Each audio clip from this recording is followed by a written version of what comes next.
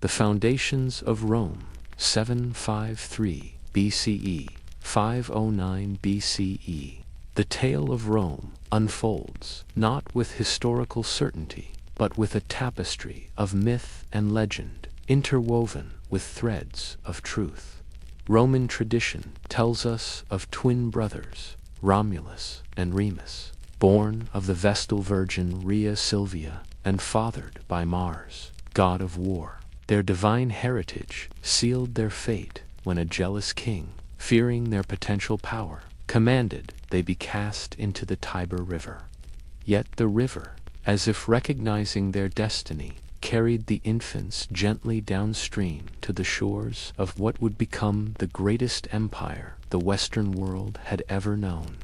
Upon these fateful banks, a she-wolf discovered the abandoned twins and nursed them with her milk, a scene immortalized in countless Roman sculptures.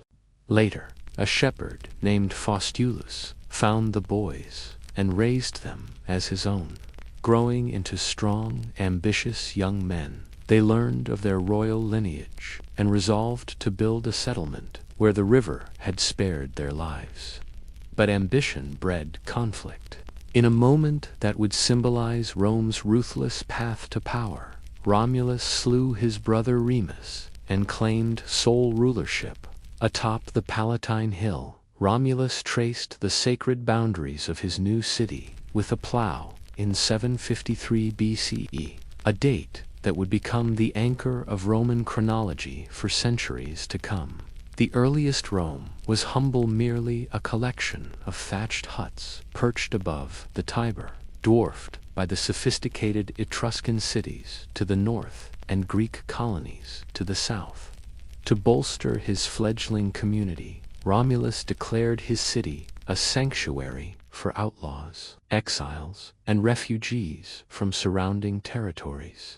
This solution created another problem: a shortage of women. Romulus addressed this through the infamous episode known as the Rape of the Sabine Women, where Romans invited their Sabine neighbors to a festival only to abduct their daughters as brides, a violent beginning that would nonetheless lead to the integration of these two peoples. For nearly 2.5 centuries after Romulus, Rome flourished under monarchical rule. 7 kings guided the city's transformation from a cluster of huts into a formidable regional power.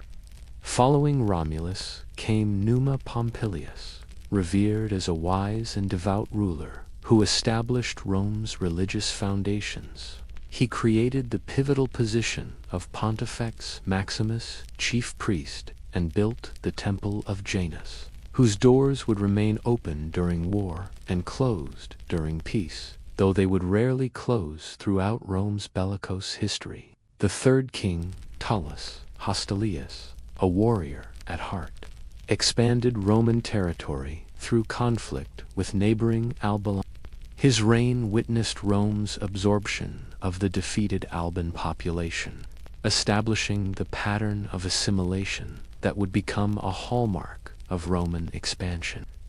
This period gave birth to the legendary combat between the Horatia and Curiardi triplets, champions of Rome and Alba Longa, respectively, whose personal battle decided the fate of nations without the bloodshed of full-scale war. Under the fourth king, Ancus Marcius, Rome built its first bridge spanning the Tiber and established the vital port city of Ostia at the river's mouth, opening maritime trade routes that would eventually connect Rome to the entire Mediterranean world. Ancus further secured the growing city by expanding its boundaries to include the strategic Janiculum Hill, enhancing Rome's defensive position. With the fifth king, Tarquinius Priscus, Etruscan influence flourished in Roman culture. His ambitious building projects included the magnificent Temple of Jupiter on the Capitoline Hill and the Grand Circus.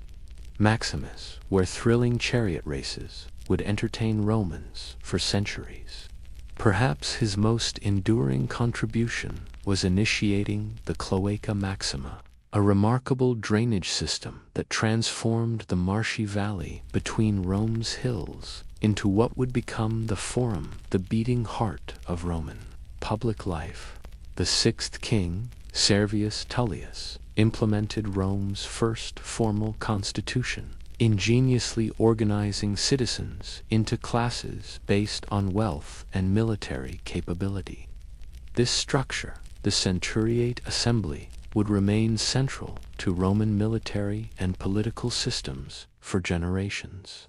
Servius also encircled the expanding city with its first complete defensive wall, embracing the 7 hills that would define Rome's topography: the Palatine, Aventine, Capitoline, Quirinal, Viminal, Esquiline, and Caetolian. The final king, Tarquinius Superbus, Tarquin the Proud, ruled with tyrannical authority, despite overseeing impressive architectural achievements, including the completion of the Temple of Jupiter. His arrogance and cruelty alienated Rome's noble families. The monarchy's fate was sealed when his son, Sextus Tarquinius, committed the unforgivable crime of raping Lucretia, a woman renowned for her virtue and nobility. This atrocity ignited a rebellion led by Lucius Junius Brutus and Lucretia's husband, Collatinus. In 509 BCE, the people rose up, overthrowing the monarchy and forcing Tarquin and his family into exile. From this crucible of outrage and revolution, the Roman Republic emerged, a revolutionary system of government designed to prevent the concentration of power in any single individual's hands. This political innovation would not only shape Rome's destiny, but would inspire democratic and republican thought for millennia to come. Looking back at this foundational era, we see how Rome's early experiences forged its distinctive character. From its inception, Rome demonstrated remarkable adaptability, absorbing cultural influences from Etruscans and Greeks while cultivating its own unique identity. These early Romans established enduring traditions of military discipline, practical engineering, and legal organization that would provide the bedrock for their future empire.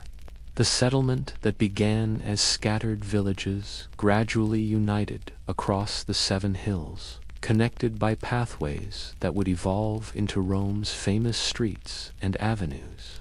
By the monarchy's end, Rome's population had grown to approximately 35,000 people, making it a significant city in central Italy, though still modest compared to its future grandeur. Early Roman society centered around the family unit, with the patriarchal head wielding near absolute authority over all household members. Religious observance was conducted with meticulous attention to detail, as Romans believed proper rituals maintained the Pax Deorum, peace with the gods, essential for their prosperity.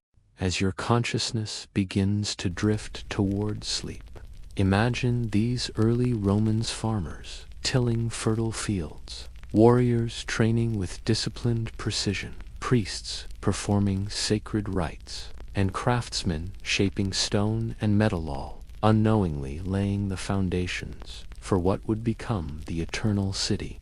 From these humble beginnings along the Tiber's banks, Rome would eventually stretch its influence across 3 continents and establish an empire unrivaled in the ancient Western world.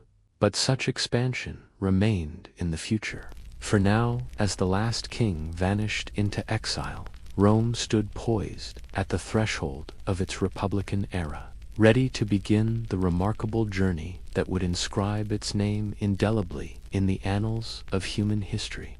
The Roman Republic, 509 BCE, 227 BCE. As the last Etruscan king fled Rome's 7 hills, a revolutionary dawn broke over the Tiber. The monarchy, Rome's cradle for 2.5 centuries, gave way to one of history's boldest political experiments. This new republic would forge Rome's destiny for 500 years, transforming a modest Italian city-state into the Mediterranean's undisputed master. The architects of this revolution designed a system specifically to prevent power's concentration in any single pair of hands. 2 annually elected consuls replaced the king's solitary authority, each granted veto power over the other's decisions, a brilliant check against tyranny. Behind these executives stood the Senate, a council of distinguished elders whose gravitas and wisdom, though lacking formal legislative authority, shaped Rome's course through centuries of triumph and crisis. Danger circled the infant republic like wolves around a newborn lamb. The exiled Tarquin family plotted restoration, while the formidable Etruscan lord Lars Porsena marched on Rome with conquest in mind. From this perilous moment sprang one of Rome's defining legends, Horatius Cocles, who stood alone against an army at the Tiber Bridge, buying precious time with his courage, while his comrades destroyed the crossing behind him. The Republic's external threats mirrored its internal divisions. Patrician families, hereditary nobility, claiming ancient bloodlines, monopolized political and religious power. Meanwhile, the plebeians, the citizen majority, who formed the backbone of Rome's armies, found themselves excluded from governance and often shackled by debt to patrician landowners. This fundamental tension between privilege and participation would drive Roman politics for generations. The Republic's first constitutional crisis erupted when plebeian soldiers, the very men whose blood secured Rome's safety, withdrew to the Sacred Mount in what historians recognize as history's first documented general strike. This unprecedented action forced the patrician elite to create the office of tribune of the plebs, a revolutionary institution with power to veto legislation harmful to common citizens. These tribunes were declared sacrosanct, their persons inviolable under divine protection, with death the punishment for any who harmed them. Another milestone in this gradual democratization came with the 12 Tables, Rome's first written legal code, publicly displayed in the Forum for all citizens to read. Though still favoring elite interests, this codification dragged law from the shadows of patrician secrecy into the sunlight of public knowledge, establishing the revolutionary principle that laws should be accessible to all who must obey them. As Rome navigated these internal transformations, it simultaneously expanded its footprint across central Italy. The young republic waged successive campaigns against neighboring peoples, the Volsci, Aqui, Sabines, and most significantly, their former masters, the Etruscans. The conquest of wealthy Vigian, Etruscan powerhouse, merely 12 miles from Rome, doubled the republic's territory at a stroke. Yet, expansion brought vulnerability. In a catastrophe that would haunt Roman nightmares for centuries, Celtic warriors from the north, called Gauls by the Romans, crushed the Roman army at the Allia River and descended upon the undefended city. Most of Rome burned under their occupation, though a desperate band of defenders held the Capitoline Hill. According to cherished legend, sacred geese kept in Juno's temple detected a night assault, their alarmed honking alerting sleeping guards and saving Rome's last redoubt. The invaders eventually withdrew after extracting a humiliating ransom in gold, leaving behind a traumatized but unbroken republic. Rome's resilience proved as remarkable as its ambition.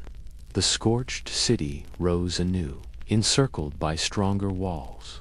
Within a generation, Rome subdued the Latin League, incorporating these linguistic and cultural cousins into its expanding dominion.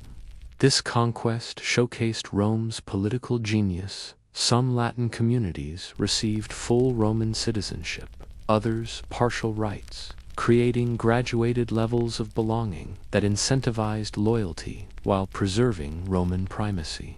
This flexible approach to citizenship and integration would become Rome's signature strategy, enabling it to absorb conquered peoples without the rebellions that plagued other ancient empires. The Middle Republic witnessed crucial constitutional reforms. The Licinian Sextian laws mandated that one consul must come from plebeian ranks, breaching the patrician monopoly on Rome's highest office. In subsequent decades, persistent plebeian pressure opened access to all major magistracies and sacred priesthoods, while wealth increasingly displaced birth as the primary determinant of political opportunity. This gradual democratization helped Rome avoid the violent class warfare that repeatedly tore apart Greek city-states. As plebeians gained political rights, a new Roman identity, transcending class, emerged, one defined by shared values, common religious practices, and collective military service. This social cohesion proved invaluable as Rome's expanding sphere of influence inevitably collided with other Mediterranean powers, setting the stage for conflicts that would transform a regional Italian state into history's greatest ancient empire. Through 3 brutal campaigns against the hardy Samnite hill tribes, Rome carved its dominion from sea to shining sea across the Italian peninsula. As Roman influence solidified throughout central and southern Italy, the sophisticated Greek city-states of Magna Graecia found themselves in Rome's expanding shadow. Tarentum, the wealthiest and most powerful of these Hellenic outposts, felt the chill of Roman ambition and made fateful decisions, summoning Pyrrhus, the warrior king of Epirus in Greece, to their defense. Pyrrhus landed on Italian shores with a formidable host that included something Romans had never before encountered in battle: war elephants, living siege engines that inspired terror in those who had never faced them. Despite securing impressive victories against Roman forces, Pyrrhus found each triumph exacted a terrible cost. So many of his irreplaceable veteran soldiers fell that these Pyrrhic victories, a term that entered our lexicon from this very conflict, gradually hollowed out his army. Following a frustrating campaign in Sicily that failed to achieve decisive results, Pyrrhus abandoned Italy and returned to Greece, leaving his Greek allies to face Rome's wrath alone. Tarentum soon capitulated, and with its fall, Rome stood unchallenged master of the Italian peninsula south of the Po River Valley. Rome's management of its new Italian confederation revealed remarkable political wisdom. While maintaining absolute authority over foreign policy and military affairs, Rome permitted allies to preserve their local customs, laws, and governance. By creating a graduated system of rights and citizenship privileges, Rome forged bonds of loyalty among its diverse subjects. Strategic colonies planted throughout Italy served dual purposes, rewarding veterans with fertile land while establishing military footholds in newly conquered territories. This ingenious alliance system provided Rome with a vast manpower reservoir that dwarfed any competitor in the Mediterranean world, offering a decisive edge in the conflicts that loomed on the horizon. United Italy represented nothing less than a geopolitical revolution in the ancient world. Territorial state with centralized authority, yet flexible enough to embrace local diversity. Rome's gaze inevitably turned beyond Italy's shores toward Sicily, where Carthage, a formidable maritime empire based in North Africa, controlled the western portion of the island. When a band of Italian mercenaries called Mamertines appealed for Roman protection against Syracusan and Carthaginian forces in Sicily, Rome confronted a momentous choice. Intervention would mean war with Carthage, naval superpower with centuries of maritime experience that Rome utterly lacked. After heated debate, the Senate accepted the Mamertine's plea, igniting the First Punic War and setting Rome on a collision course with the Mediterranean's greatest power. The Second Punic War brought Rome closer to annihilation than any conflict since the Gallic sack. The brilliant Carthaginian general, Hannibal Barca, executed one of history's most audacious military gambles, leading an army, complete with war elephants, from Spain across the Alps into Italy. He inflicted 3 devastating defeats on Roman armies, first at the Trebia River, then at Lake Trasimene, and most catastrophically at Cannae, where perhaps 50,000 Romans perished in a single day of slaughter, one of the bloodiest defeats in military history. Yet even in this darkest hour, Rome refused to contemplate surrender. While Hannibal marched triumphantly through Italy, gathering allies among Rome's disaffected subjects, the Republic raised new legions with grim determination. The veteran general Quintus Fabius Maximus adopted delaying tactics, avoiding direct confrontation and earning the nickname Cunctator, the Delayer, while a brilliant young commander named Scipio took the fight to Spain and eventually Africa. Faced with a direct threat to Carthage itself, Hannibal was recalled from Italy. At the Battle of Zama, Scipio, now honored with the name Africanus, defeated the previously unbeatable Hannibal, bringing the war to a decisive conclusion. Carthage surrendered its navy, overseas territories, and political independence, becoming a Roman tributary state. Victory over this ancient rival established Rome as the undisputed power in the Western Mediterranean. Roman attention soon pivoted eastward toward the Hellenistic kingdoms that had emerged from Alexander the Great's fragmented empire. The Roman legions methodically defeated King Philip V of Macedonia and subsequently crushed the forces of the Seleucid king Antiochus III at the iconic battlegrounds of Thermopylae and Magnesia. The ancient kingdom of Macedonia was dismembered into 4 republics under Roman supervision, while Greece itself fell under direct Roman control. That same year witnessed the final act in the Carthaginian drama. Third Punic War culminated in the complete destruction of Carthage itself, its buildings razed and ground famously sown with salt. These conquests triggered profound transformations in Roman society. Unprecedented wealth flooded into Italy from the new provinces, filling both state coffers and private fortunes. Captives taken in war became abundant slaves, fundamentally altering Italian agriculture.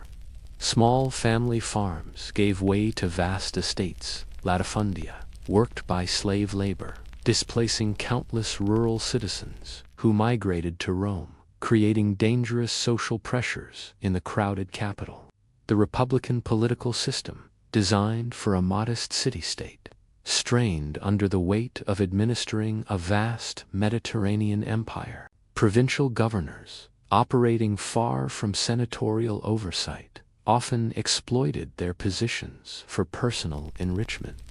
Successful generals commanded the personal loyalty of their troops, creating potential threats to civilian authority. The traditional values of simplicity, duty, and self-sacrifice that Romans reverently called mos maiorum, the way of the ancestors, began to wither as luxury and ambition flourished. These profound changes set the stage for the Republic's tumultuous final century. Tiberius Gracchus, elected tribune of the plebs, proposed redistributing public land to address the growing crisis of rural poverty. His legislation provoked fierce resistance from wealthy senators, who ultimately murdered him, the first political assassination Rome had witnessed in centuries. A decade later, his brother, Gaius Gracchus, met a similar bloody fate after proposing even more radical reforms, including grain subsidies for urban citizens. These shocking events shattered the traditional consensus of the ruling elite and normalized political violence as an instrument in Roman politics. In the decades that followed, ambitious generals like Marius and Sulla wielded their military power to intervene directly in political disputes. Sulla's unprecedented march on Rome marked the first time a Roman general turned his legions against the city itself. After vanquishing his rivals in a bloody civil war, Sulla had himself appointed dictator and conducted systematic purges of his enemies through proscription. Lists public postings naming those marked for death and property confiscation. Though Sulla eventually retired to private life, his actions established a dangerous precedent that would haunt the Republic's final days. 3 towering figures, Pompey, Crassus, and Julius Caesar, formed an unofficial coalition known as the First Triumvirate to dominate Roman politics through their combined influence. Caesar secured command in Gaul, where his brilliant campaigns conquered what is now modern France, and briefly ventured into Britain, earning him unprecedented wealth, military experience, and popular acclaim. When this uneasy alliance eventually fractured, the Senate aligned with Pompey against Caesar's growing power, ordered to surrender his command and return to Rome as a private citizen. Caesar instead made the fateful decision to cross the Rubicon River with his loyal legions, igniting civil war with the famous declaration Alia iacta est, the die is cast. After defeating Pompey's forces, Caesar became dictator of Rome, implementing numerous reforms, including the Julian calendar, still recognizable in our modern calendar. His accumulating honors and lifetime dictatorship alarmed traditional republicans who perceived in him the shadow of monarchy, Rome's ancient nightmare. On the Ides of March, conspirators, led by Brutus and Cassius, claiming to act in defense of the Republic, assassinated Caesar in the Senate House.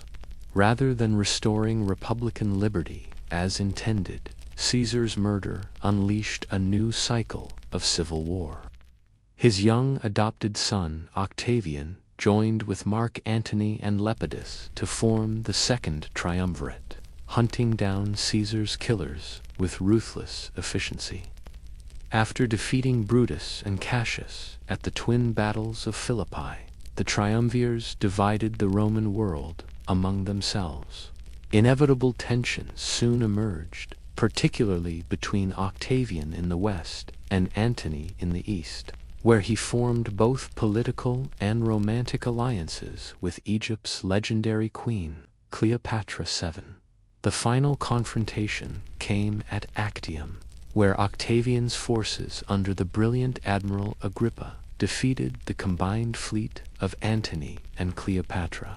The lovers fled to Egypt, where, facing certain capture, they chose suicide over humiliation, Antony falling on his sword and Cleopatra, according to legend, by the venomous bite of an asp.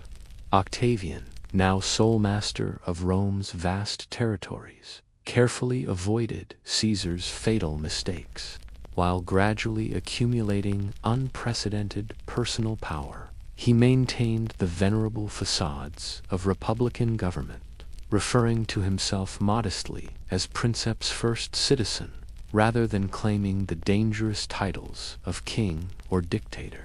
The Senate bestowed upon him the honorific Augustus, revered one, marking the effective end of the Republic and the dawn of the Roman Empire. The Republic's legacy would prove complex and enduring. Its constitutional balance had ultimately failed to prevent civil war, and the concentration of power in a single ruler's hands. Yet during its 5 remarkable centuries, Rome had evolved from a small Italian city-state into the undisputed master of the Mediterranean world. Republican institutions would continue in name under the emperors, while republican ideals of liberty, civic duty, and constitutional government would echo through Western political thought for millennia to come, inspiring the American Founding Fathers and countless other democratic movements throughout history. The early empire 27 BCE to 180 CE, in a pivotal moment before the Senate in January 27th BCE, Rome teetered at the edge of transformation. The once mighty republic lay shattered after generations of bloody civil war. Octavian, standing at this crossroads of history, executed a masterful political performance. Rather than seizing the crown outright, he orchestrated a brilliant charade, publicly restoring power to the Senate and people, while his carefully planted supporters awarded him the name Augustus, a title shimmering with divine reverence. This theatrical exchange cloaked his absolute authority in republican garb, as the Senate granted him a precisely crafted constellation of powers: control over provinces housing the legions, tribunician authority with its formidable veto, and a tapestry of other privileges that rendered him emperor in all but name. This watershed moment birthed the Principatan ingenious political system, where Augustus ruled as first citizen rather than monarch, preserving the venerable facade of republican institutions while wielding power more absolute than any Roman before him. His 41-year reign etched permanent patterns into the bedrock of imperial governance. With pragmatic efficiency, he streamlined the bloated army from 60 legions to a lean 28, strategically settling veterans in colonies across Italy and the provinces. His administrative brilliance manifested in sweeping reforms of taxation, the establishment of Rome's first postal service, the creation of dedicated firefighting units, and organized urban policing. Meanwhile, his ambitious building program transformed the Eternal City so dramatically that Augustus famously boasted of inheriting a city of brick and bequeathing one of gleaming marble. Beyond Rome's walls, Augustus secured and expanded the empire's vast frontiers. With military might and diplomatic finesse, he pushed Germanic tribes beyond the Rhine and negotiated a tenuous peace with the formidable Parthian Empire in the east. After centuries of fierce resistance, Spain finally bowed to Roman authority, while the mighty Danube River became Rome's northern sentinel in Europe. Perhaps his most enduring achievement was crafting a stable succession mechanism, something that had eluded the dying republic. Without a biological son to inherit his mantle, Augustus methodically elevated his stepson Tiberius to prominence, ensuring the first peaceful transfer of imperial power. Tiberius, a brilliant general but reluctant ruler, inaugurated the Julio-Claudian dynasty that would govern Rome's destiny for over half a century. His reign began with promise, but descended into darkness after his withdrawal to the island of Capri, where he abandoned Rome to the machinations of the ambitious Praetorian prefect Sejanus. When Sejanus's treacherous plot to seize power was finally uncovered, Tiberius unleashed a reign of terror through treason trials that sent shockwaves of fear through Rome's aristocracy. Upon Tiberius's death, power passed to his grandnephew Caligula, whose initial popularity spiraled into apparent madness. Chronicles of Caligula's excesses, his extravagant cruelty, bizarre behavior, and infamous plan to elevate his horse to consulship may contain embellishments, But his assassination, after a mere 4 years, speaks volumes about his catastrophic rule in the bloody aftermath. The Praetorian Guard kingmakers, in this new political reality, elevated the unlikely figure of Claudius to the imperial throne. Despite physical disabilities that had caused his family to marginalize him throughout his life, Claudius revealed himself as a surprisingly capable administrator. His 13-year reign expanded the empire's borders dramatically, bringing Britain under Roman dominion and incorporating rich new provinces in the east. With remarkable foresight, he extended citizenship more broadly and welcomed Gauls into the Senate's hallowed ranks. Recognizing that Rome's imperial future depended not on Italian dominance, but on provincial integration and cultural synthesis, the Julio-Claudian dynasty reached its dramatic finale with Nero, whose reign began with golden promise under the wise guidance of the philosopher Seneca and the steadfast Praetorian prefect Burrus. Yet, as the young emperor's confidence grew, so too did his darker impulses. His rule descended into a spiral of tyranny that shocked even Rome's hardened aristocracy. In a series of actions that would forever stain his legacy, Nero orchestrated the murder of his own mother, Agrippina, brutally killed his pregnant wife with a savage kick, and unleashed the first systematic persecution of Christians, conveniently scapegoating them for the catastrophic Great Fire that devoured much of Rome.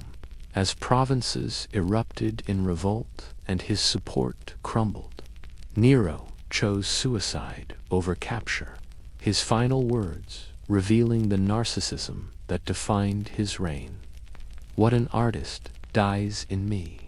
Nero's death plunged Rome into a chaotic power vacuum known as the Year of 4 Emperors, a bloody testament to the fragility of imperial succession.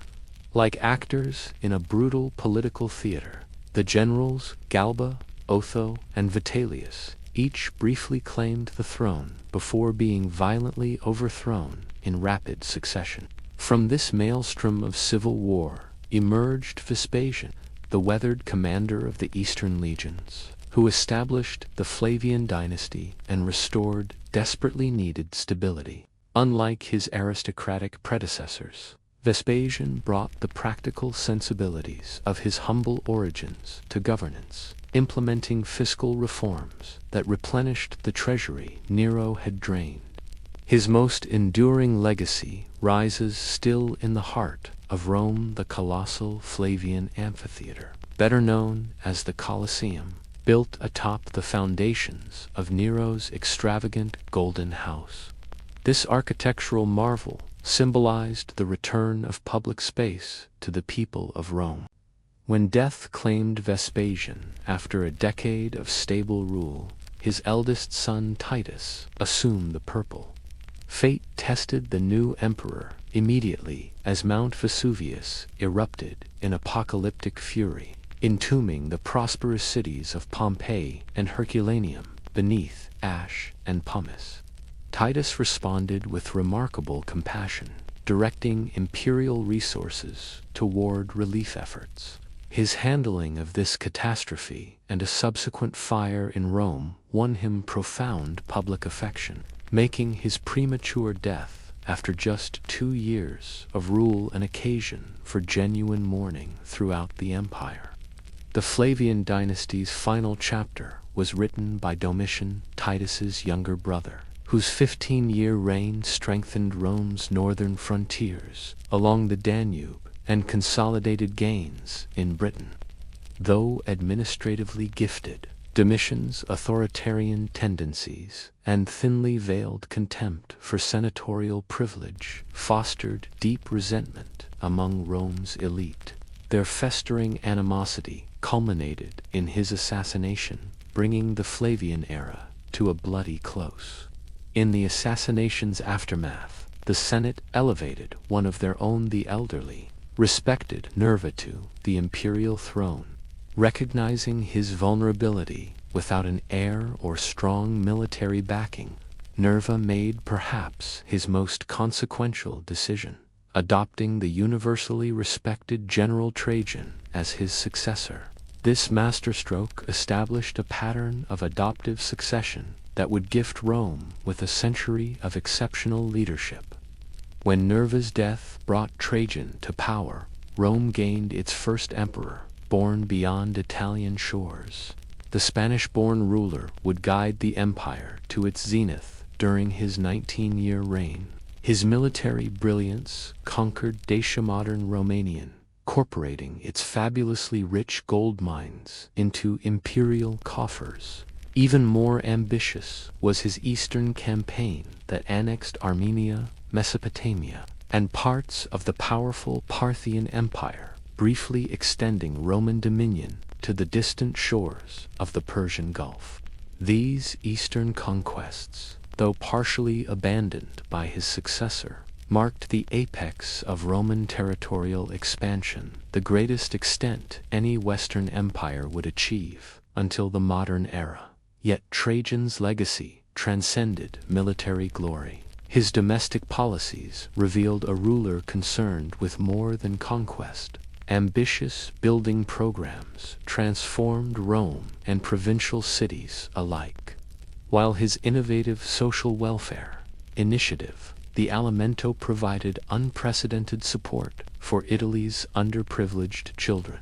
Such was Trajan's reputation for wise governance that for centuries afterward, the Senate would greet each new emperor with the wish that he'd be more fortunate than Augustus and better than Trajan, a testament to his standing as Rome's gold standard of imperial leadership. Trajan's final days remain shrouded in controversy. Did he truly adopt his relative Hadrian on his deathbed? Or was this claim fabricated by Hadrian's supporters? Whatever the truth, Hadrian ascended seamlessly to imperial power and immediately pivoted Rome's strategic direction. With remarkable pragmatism, he recognized the empire had reached its sustainable limits and withdrew from Trajan's most distant eastern conquests, focusing instead on consolidation and frontier security. This philosophy of defined borders rather than endless expansion defined his 21-year reign. Unlike many emperors content to rule from Rome, Hadrian spent more than half his reign traveling tirelessly throughout the provinces, often traversing vast distances on foot alongside his legionaries, while inspecting frontier defenses. His most visible legacy stands in northern Britain. Hadrian's Walla, massive stone barrier spanning the island's narrowest point, portions of which still stand guard after nearly 2 millennia. Similar defensive works rose along frontiers throughout the empire, creating clearly defined boundaries between Roman civilization and the world beyond. A sophisticated intellect with profound admiration for Greek culture, Hadrian broke with Roman tradition by wearing a philosopher's beard in the Hellenic fashion, a stark contrast to his clean-shaven predecessors. His Philhellenism manifested most visibly during extended stays in Athens, where he completed the monumental temple of Olympian Zeus, a project begun centuries earlier. In Rome itself, Hadrian's architectural vision produced the Pantheon with its revolutionary concrete dome, an engineering marvel that remains perfectly intact today. Still boasting the world's largest unreinforced concrete dome, some 1,900 years after its construction. When Hadrian selected Antoninus Pius as his successor, Rome received an emperor whose 23-year reign would become synonymous with peace and prosperity. This extended period of tranquility saw neither major wars nor internal upheavals, remarkable achievement in ancient governance.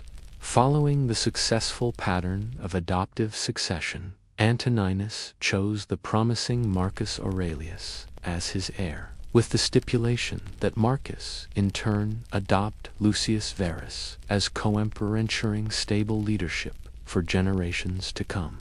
Marcus Aurelius, whose philosophical writings and the Meditations continue to inspire readers across millennia, found his contemplative nature tested by mounting military challenges. Germanic tribes, possibly displaced by population movements in the depths of Europe and Asia, began pressing against Roman Danubian frontiers with unprecedented force. Though Marcus and Lucius initially shared power, Lucius's untimely death left Marcus alone to face escalating crises. Beyond these external threats, the empire endured a catastrophic pandemic, the Antonine Plague, likely smallpox carried home by troops returning from eastern campaigns. This invisible enemy claimed perhaps 5 million lives throughout Roman territories, decimating both military strength and economic productivity at the worst possible moment. Despite these converging calamities, Marcus Aurelius maintained the frontiers through sheer determination and even contemplated creating new provinces beyond the Danube. Yet, in one fateful decision, this philosophical emperor departed from the successful adoption system that had served Rome so brilliantly, allowing his biological son, Commodus, to inherit imperial power instead of selecting the most qualified candidate. This single choice would set in motion events that would eventually shake the empire to its foundations. Looking back across this extraordinary 2-century span from Augustus to Marcus Aurelius, we witness the Roman Empire at its magnificent zenith. Under the protective umbrella of the Pax Romana, approximately 70 million people lived in unprecedented security and prosperity. The empire's lifeblood flowed through an astonishing network of roads, 250,000 miles of masterfully engineered pathways connecting the furthest reaches of Roman dominion.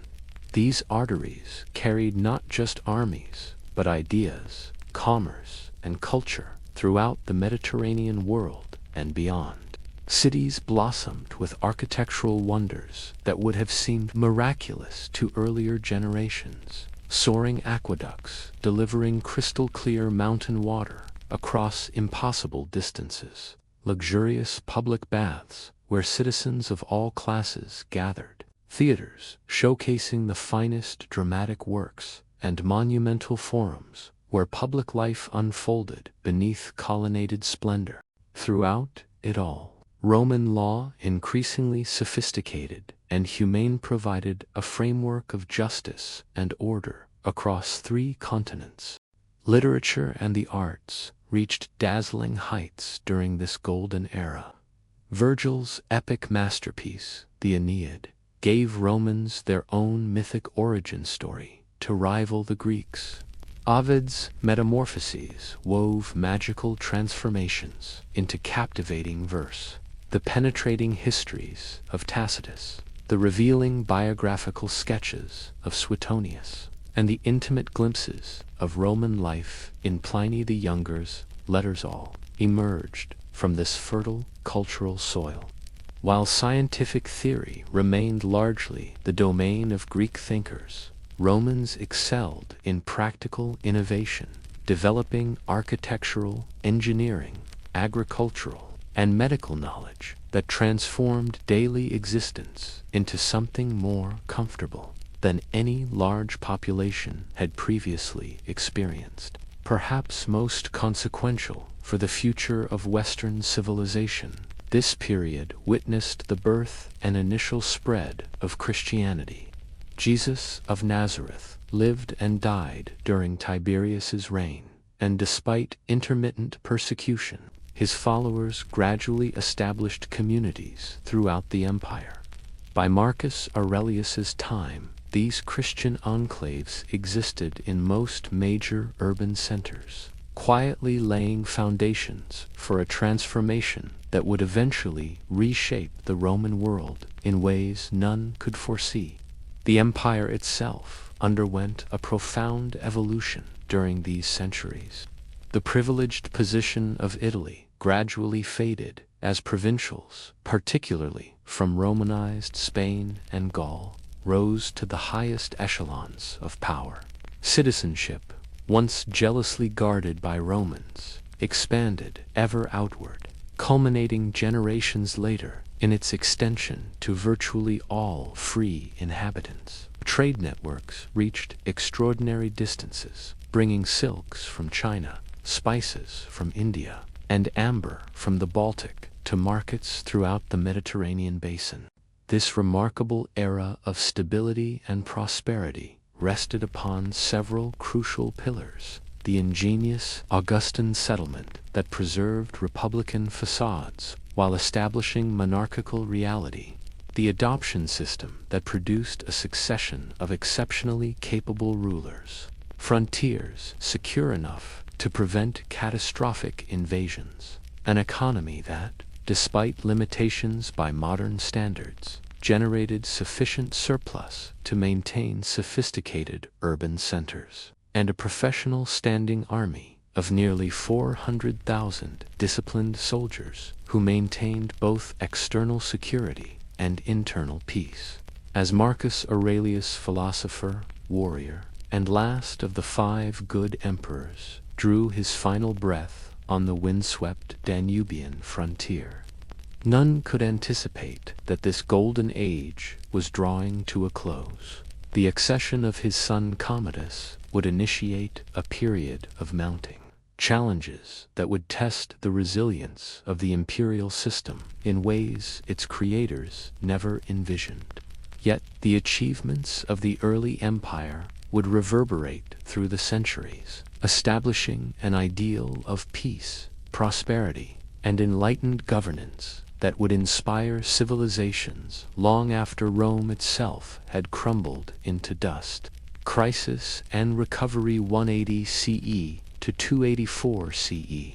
The golden light of empire began to fade as Commodus, son of the philosopher emperor, donned the imperial purple after Marcus Aurelius's death. Unlike his contemplative father, the handsome, athletic Commodus found little satisfaction in statecraft's tedious responsibilities. Instead, he gravitated to the roaring crowds and bloodied sands of the Colosseum, where he reveled in the gladiatorial spectacle. Within the arena's embrace, Commodus fought in elaborately staged combats, draining the imperial coffers to fund his performances, while claiming thousands of victories against opponents who valued their lives too dearly to defeat the emperor outside the arena. His megalomaniacal fantasies grew unchecked. He renamed Rome Colonia, Commodiana, and paraded as Hercules reborn, complete with lion skin and club. While the emperor indulged these theatrical delusions, the vast administrative machinery of empire continued functioning through the diligent efforts of experienced officials. Yet beneath this facade of normalcy, a current of terror ran through the highest echelons of Roman society. Commodus's unpredictable executions of senators and officials fostered a climate of paralyzing fear. On the year's final day, fate caught up with the emperor when his wrestling partner Narcissus strangled him in his batha, conspiracy orchestrated by those in his inner circle who believed they would be his next victims. Following this bloody denouement, the venerable General Pertinax ascended to the throne with senatorial blessing. His attempts to restore military discipline among the notoriously pampered Praetorian Guard proved disastrously miscalculated. When he refused their demands for special bonuses, the guards cut him down after a mere 3-month reign. What followed stands among the most ignominious chapters in Rome's 1,000-year story. The Praetorian Guard, defenders of emperors, since Augustus brazenly auctioned the empire to the highest bidder. Didius Julianus, a wealthy senator, secured this dubious honor with an astronomical bid. But his purchased throne lasted only 66 days. Provincial armies, disgusted by the capital's degradation, advanced their commanders as imperial contenders. From this chaotic power struggle emerged Septimius Severus, the formidable commander of the Pannonian legions. Marching on Rome with military precision, he disbanded the corrupt Praetorians and established a new dynasty. A capable soldier emperor, Severus consolidated power through battlefield victories and the ruthless elimination of rivals. Born in North African Leptis Magna, he became the empire's first African-born ruler, speaking Latin with a distinctive accent that marked him as an outsider in Rome's aristocratic circles. His 18-year reign fundamentally transformed Roman governance, accelerating the militarization of imperial administration and elevating equestrians over senators in key positions. Severus conducted successful eastern campaigns against the Parthian Empire, annexing resource-rich Mesopotamia with its fertile plains. He later journeyed to Britain, reinforcing Hadrian's Wall and campaigning against the untamed Caledonians in Scotland's misty highlands. It was in that distant northern outpost of Eboracum, modern York, that death finally claimed him, reportedly leaving his sons with the cynical advice to enrich the soldiers and scorn everyone else. Those sons, Caracalla and Geta, were meant to rule as co-emperors, but their mutual hatred made such an arrangement untenable. Within a year, Caracalla had his brother brutally murdered in their mother's arms and instituted a damnatio memoria, complete erasure of Geta from official records and monuments. This fratricidal act inaugurated Caracalla's reign of terror against his brother's supporters. Yet, despite his cruelty, Caracalla issued one of the most consequential edicts in Roman history, the Constitutio Antoninian, granting Roman citizenship to all free men throughout the empire. While partly motivated by fiscal interests to expand the tax base, this momentous decree formalized Rome's evolution from city-state to universal empire, where citizenship derived from law rather than ethnicity or geography. Caracalla's life ended as violently as he had lived, assassinated while campaigning in the east, stabbed to death by a soldier as he relieved himself beside a road. The Severan dynasty persisted through a series of rulers, connected by the extraordinary women of the family, particularly the politically astute Julia Maesa, sister-in-law of Septimius Severus, who orchestrated the rise of her grandsons Elagabalus and later Alexander Severus. The teenage Elagabalus scandalized conservative Roman society with his fervent devotion to the Eastern sun deity whose name he bore, attempting to elevate this exotic cult above traditional Roman religious practices. His alleged gender nonconformity, including reports of marriage to a male charioteer, further alienated Rome's traditional power brokers. After 4 years of scandalizing Rome, the Praetorian Guard finally lost patience with Elagabalus. They assassinated the teenage emperor and unceremoniously threw his mutilated body into the murky waters of the Tiber River, a final indignity for one who had claimed divine status. His cousin Alexander Severus, merely 13 years old when he donned the imperial purple, ascended the throne under the watchful guidance of his mother, Julia Maesa. Throughout his 13-year reign, Alexander earnestly attempted to heal the rift with the Senate and restore traditional Roman values, earning praise from the educated elite. Yet beyond Rome's marbled halls, storm clouds gathered on the frontiers. A revolutionary new Persian dynasty, the Sassanids, had overthrown the long-standing Parthian Empire. Unlike their predecessors, these ambitious Persians dreamed of reclaiming Achaemenid glory and posed a formidable eastern threat with their disciplined heavy cavalry and centralized state.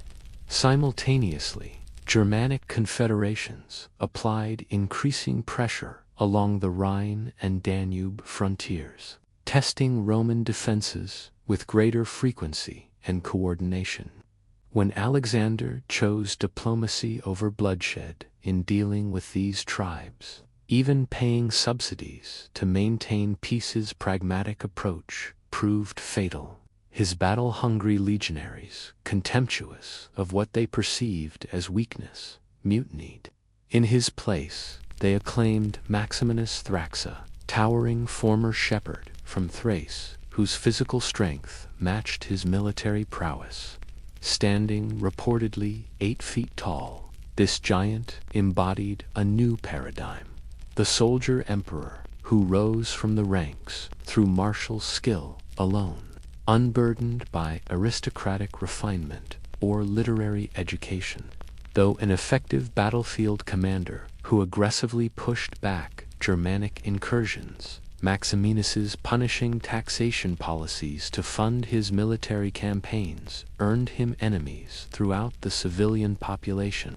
The Senate, eager to reassert their dwindling influence, threw their support behind an unlikely revolt led by the elderly governor Gordian and his son in North Africa. When this father-son rebellion was swiftly crushed, the desperate Senate appointed 2 of their own members, Pupienus and Balbinus, as co-emperors, an arrangement that highlighted the growing chasm between military and civilian authority. Maximinus marched southward to confront this senatorial challenge, but as his forces besieged Aquileia in northern Italy, his own soldiers, suffering from supply shortages and fearing civil war, murdered him in his tent. The Senate's victory proved fleeting. Their appointees barely had time to settle into power before the Praetorian Guard, resentful of being overlooked in imperial politics, slaughtered them both. In their place, the guards elevated the 13-year-old Gordian III, grandson of the earlier Clementa youth, whose primary qualification was his malleable nature. This dizzying carousel of emperors and pretenders inaugurated what historians call the crisis of the 3rd century, a convulsive period when Rome's political fabric threatened to unravel completely. Over the following decades, at least 26 men claimed the imperial title, most ruling briefly before meeting violent ends. The imperial office, once Augustus's carefully crafted position of dignified authority, devolved into the blood-soaked prize in an endless, destructive military lottery. External threats multiplied as Rome's internal stability collapsed. Emperor Decius and his son perished fighting Gothic invaders at the Battle of Abritus in 251 C. Either first Roman emperors to fall in battle against foreign enemies, their bodies never recovered from the swampy battlefield. Emperor Valerian suffered an even more humiliating fate. Captured alive by the Sassanid Persian king Shaparai during a disastrous eastern campaign, contemporary accounts claim he was used as a human footstool when the Persian monarch mounted his horse. Following his death in captivity, his body was allegedly flayed, stuffed with straw, and displayed as a grisly trophy in a Persian temple, and unprecedented degradation of Roman imperial dignity. With central authority crumbling, the empire began fragmenting into regional power centers. In the west, a Gallic empire encompassing Gaul, Britain, and parts of Spain broke away under a succession of local rulers who provided more effective defense than distant Rome. In the east, the wealthy desert trading city of Palmyra, under the formidable Queen Zenobia, carved out a rival state stretching from Egypt to Asia Minor. Economic catastrophe accompanied political disintegration. The imperial coinage, once a proud symbol of Roman power with its stable silver content, was repeatedly debased to pay the ever-hungry armies. This triggered hyperinflation that devastated trade networks and urban life. As cities declined and insecurity spread, it seemed Rome's thousand-year story might be approaching its ignominious conclusion. Yet, even in this darkest hour, the empire's resilient structures and determined individuals emerged to pull Rome back from the precipice of oblivion. The turning point came with the accession of Claudius II, Gothicus, in 268 CE during his brief 2-year reign. This capable soldier emperor defeated Gothic invaders in the Balkans so decisively that he earned the honorific Gothicus, though plague claimed him at the moment of triumph. His work was continued by his cavalry commander, Aurelian, acclaimed emperor by his troops. Aurelian's remarkable 5-year reign earned him the title Restitutor Orbis, restorer of the world. With methodical brilliance, he defeated the Palmyrene Empire in the east, bringing the proud Queen Zenobia to Rome in golden chains for his triumph, a vivid symbol of Rome's resurgent power. He then recovered the breakaway Gallic provinces, triumphantly reunifying the empire.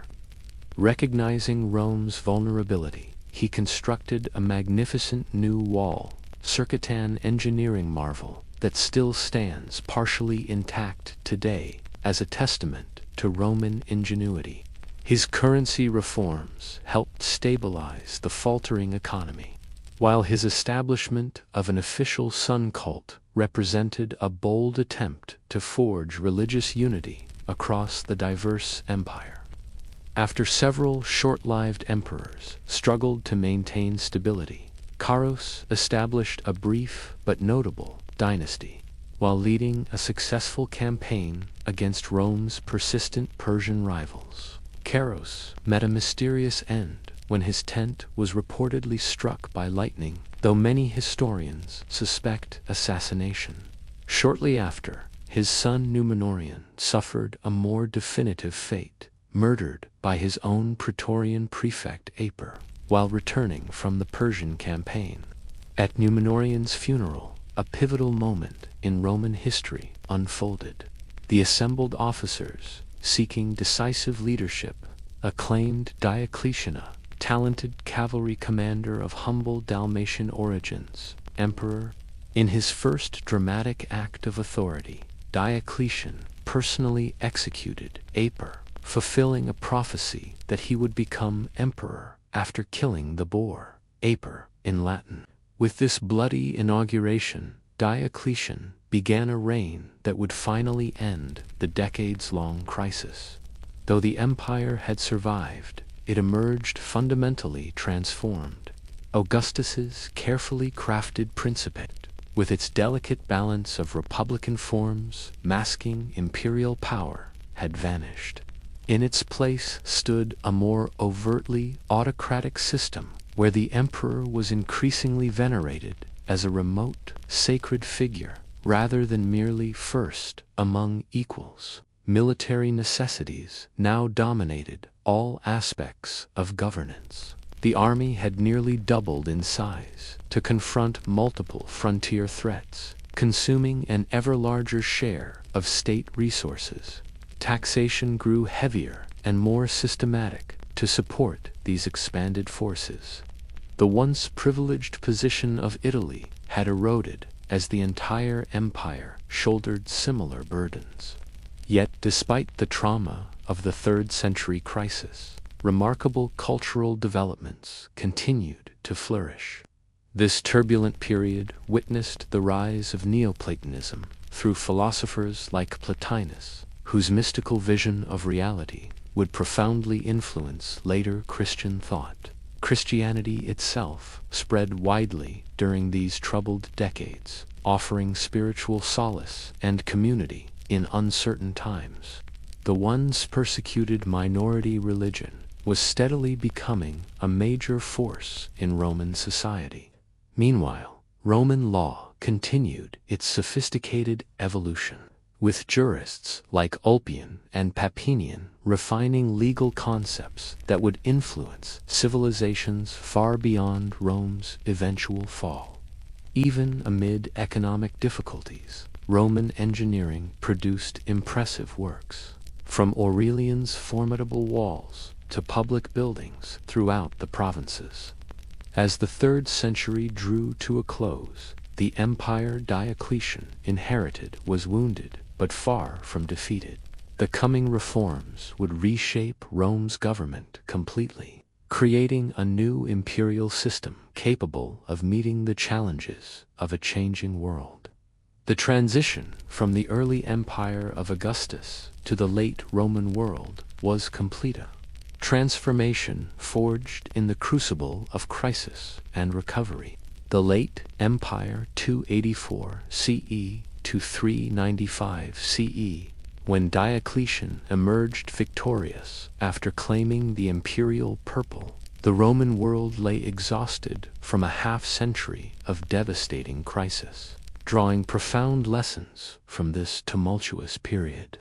The new emperor would reshape imperial governance more dramatically than anyone since Augustus himself. Born to a humble family in Dalmatia, along the azure shores of the Adriatic coast, Diocletian had risen through military service without the privilege of aristocratic connections. This outsider's perspective granted him unique clarity to recognize the systemic challenges confronting Rome. The empire had grown too vast and complex for a single ruler to manage effectively. Military emergencies on one frontier frequently demanded the emperor's presence, precisely when crises erupted elsewhere.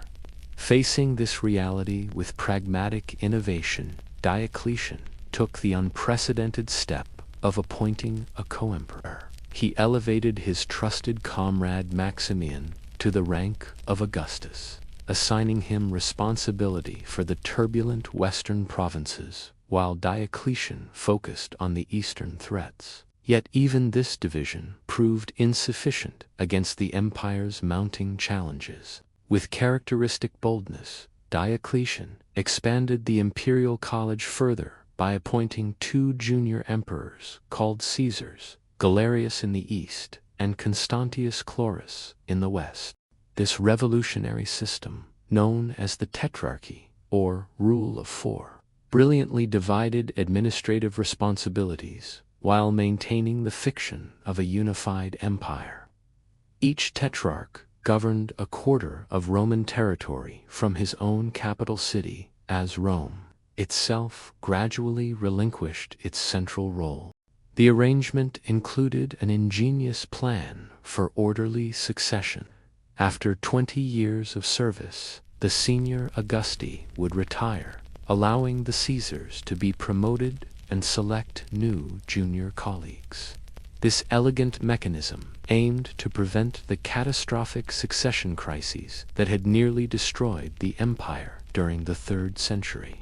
Beyond restructuring imperial leadership, Diocletian methodically reorganized the empire's administrative geography.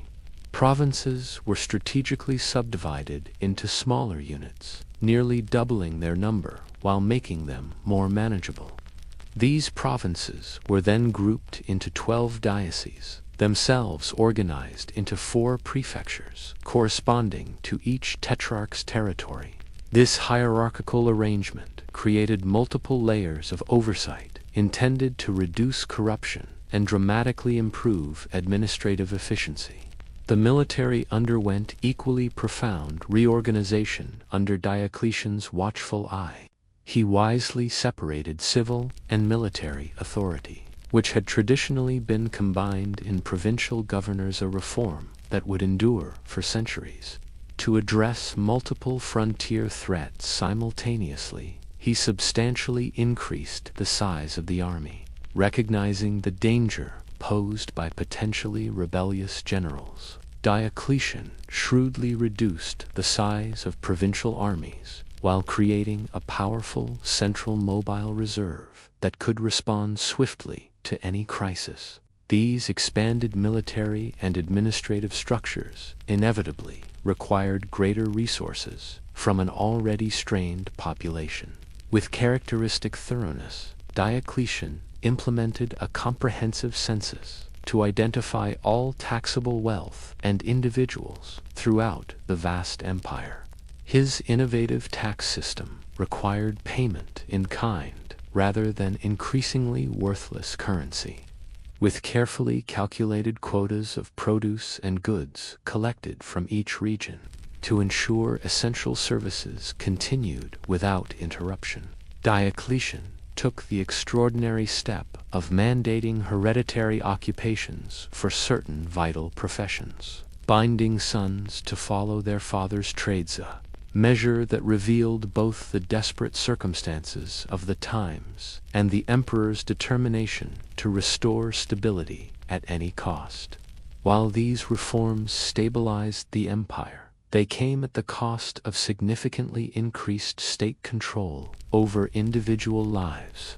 The free market economy of the early empire gave way to a more regulated system where the state's needs took precedence over private initiative. The distinction between honestiores and humiliores became more pronounced with different legal standards applied to each. Diocletian also attempted to address economic instability through his edict on maximum prices, which set price ceilings for thousands of goods and services throughout the empire. Though well-intentioned, this measure proved impossible to enforce and was ultimately abandoned. In religious matters, Diocletian initially showed tolerance, but later launched what became known as the Great Persecution against Christians. This final and most severe attempt to suppress Christianity included the destruction of churches, confiscation of scriptures, and execution of clergy. Despite its intensity, the persecution varied by region and failed to halt Christianity's spread. True to his succession plan, Diocletian took the unprecedented step of voluntarily retiring, compelling his co-Augustus Maximian to do the same. He spent his remaining years cultivating cabbages at his palace in Split on the Dalmatian coast, reportedly telling visitors that only someone who had been emperor could understand the pleasures of retirement. The carefully designed tetrarchic system collapsed almost immediately after its creator's retirement.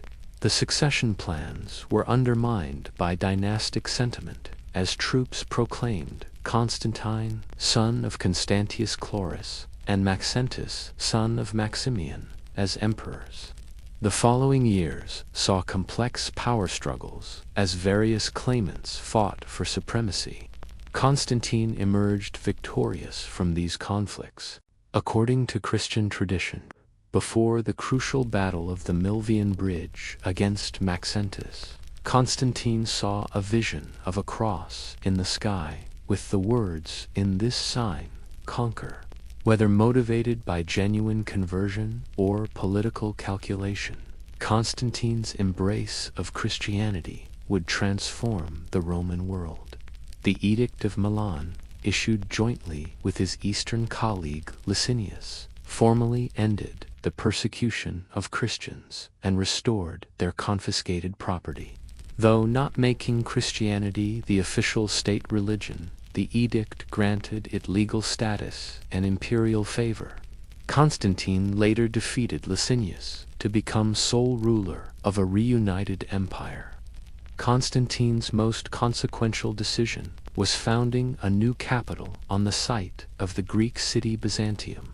Dedicated as Constantinople, it occupied an unparalleled strategic position, controlling the strait between Europe and Asia.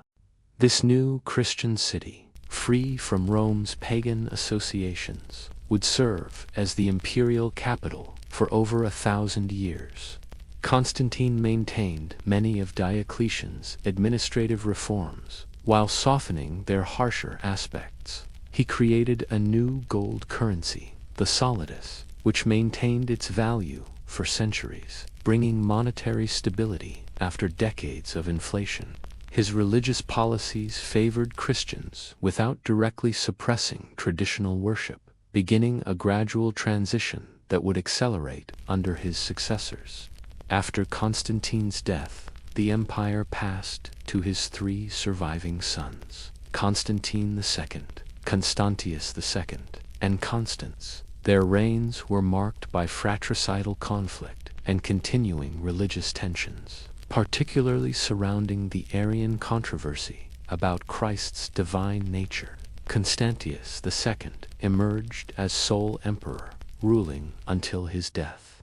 The brief reign of Julian the Apostate, Constantine's nephew, marked the last serious attempt to restore traditional Roman religion. Raised as a Christian but secretly converting to paganism, Julian sought to revitalize classical culture and reduce Christian privileges during his 18-month rule. His death, fighting the Persians, ended this religious counter-revolution. The emperors who followed Julian maintained Christianity's favored position. Theodosius I transformed Rome's religious landscape forever when he declared Christianity the empire's official state religion. His momentous Edict of Thessalonica established Nicene Christianity as the only legitimate faith in the Roman world. The temples that had stood for centuries were shuttered by imperial decree, their sacred fires extinguished as traditional sacrifices were prohibited by law. With these decisive acts, the ancient religious traditions that had guided Rome since Romulus and Remus were officially consigned to history.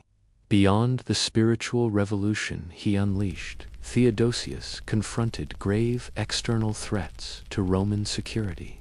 The shadow of Adrianople, where his predecessor Alans had suffered a devastating defeat against Gothic forces, loomed large over his reign.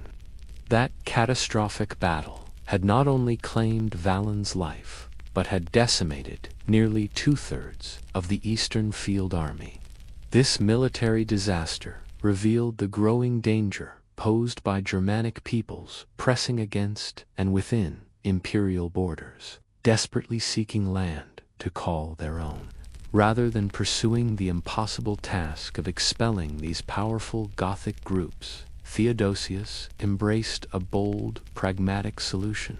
He formally settled them within imperial territory as foederati-led troops who maintained their own leadership structures while acknowledging Roman authority. This shrewd compromise addressed Rome's critical manpower shortages, but it came with significant long-term consequences. The growing influence of semi-autonomous Germanic communities operating within the empire's borders.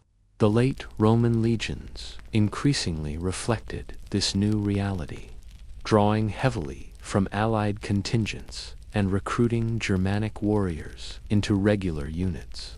The popular image of decadent Romans simply hiring barbarians to fight their battles grossly oversimplifies a complex reality. Many citizens of Roman heritage continued to serve with distinction, while many Germanic soldiers had thoroughly embraced Roman culture and identity. Nevertheless, the ethnic composition of the army had undergone a profound transformation from earlier centuries. This era of transition reshaped Roman society and economy in equally dramatic ways. Christianity's focus on eternal salvation gradually displaced the classical emphasis on civic virtue and earthly glory. The once vibrant urban middle classes dwindled as imperial bureaucracy and vast agricultural estates dominated economic life. Cities contracted behind defensive walls, their classical monuments often dismantled to provide building materials or repurposed for Christian worship. Yet, amidst these profound changes, Roman intellectual and cultural achievements flourished in new directions.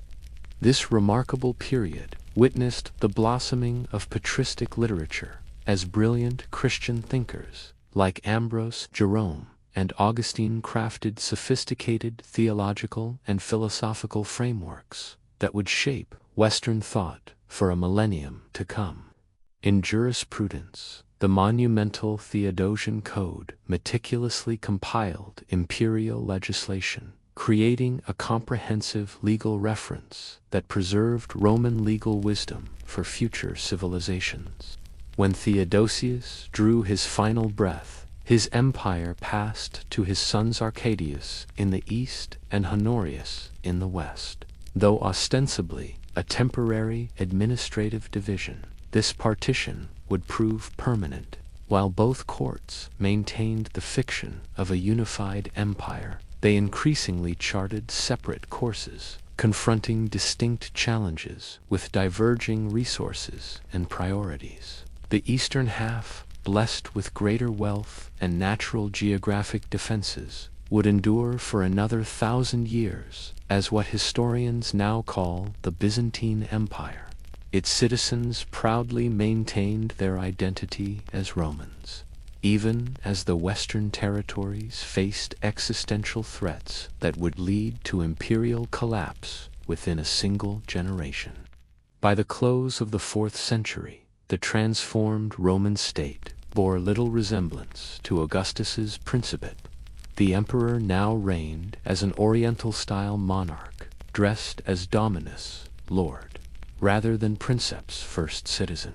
While officials prostrated themselves before an imperial presence increasingly hidden behind elaborate court ceremonial, Christianity had supplanted traditional religion, fundamentally altering how Romans understood society and human purpose. Yet beneath these revolutionary changes, the essential continuity of Roman governance persisted. The empire still controlled substantially the same territories as under the Antonines. Latin and Greek remained the languages of administration. Roman law continued to regulate daily life, and citizens, whether in Alexandria, Antioch, or Arles, still proudly identified as Romans, even as the meaning of that identity evolved with changing circumstances. The stage was now set for the Western Empire's final dramatic act, as relentless Germanic pressure mounted along vulnerable frontiers and internal resources steadily dwindled.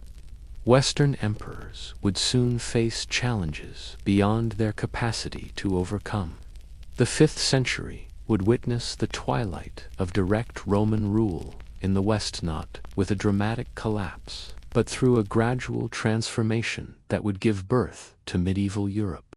The fall of the Western Empire, 395 CE to 476 CE, as the 5th century dawned, the once unified Roman world stood fractured between the sons of Theodosius, while officially governing a single empire. Arcadius in glittering Constantinople and Honorius in vulnerable Milan presided over increasingly divergent realms. These young, inexperienced emperors leaned heavily on powerful advisors, the ambitious Rufinus in the east and the capable but controversial Stilicho in the west.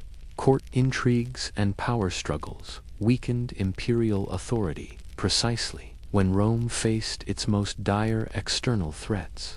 The catalyst for the coming storm arrived with the nomadic Huns thundering from the Eurasian steppes. Their westward migration created a deadly domino effect, driving desperate Germanic peoples against and ultimately across Roman frontiers in unprecedented numbers. Most immediate was the threat posed by the Goths, who, after their leader, Fritigern's death, united under the charismatic and shrewd Alaric. These Goths settled within imperial borders, as Foederati, since their victory at Adrianople, harbored growing resentment toward imperial authorities. When their demands for better treatment went unheeded, they revolted, sweeping through the Balkans like wildfire, alternately negotiating with and menacing both imperial courts. Stilicho himself, of partial Vandal ancestry, yet thoroughly Roman in culture and loyalty, confronted the Gothic threat with tactical brilliance, blending military force with deft diplomacy. Yet his effectiveness proved his undoing, as suspicion festered in both imperial courts, each fearing he coveted total control of the empire.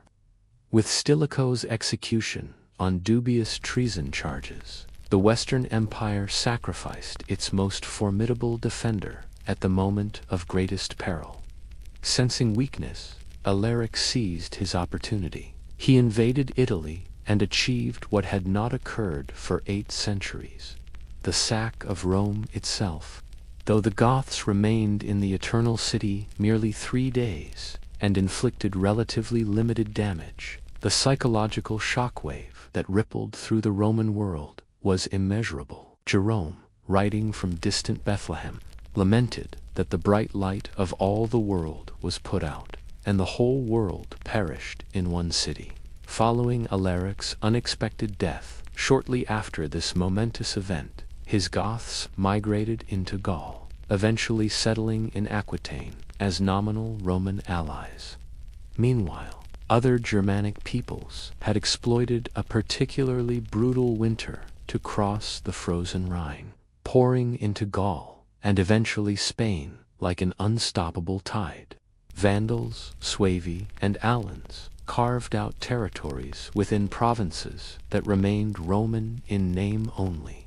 The Western imperial government, having retreated to the marshland-protected city of Ravenna for greater security, floundered in responding to these multiple incursions.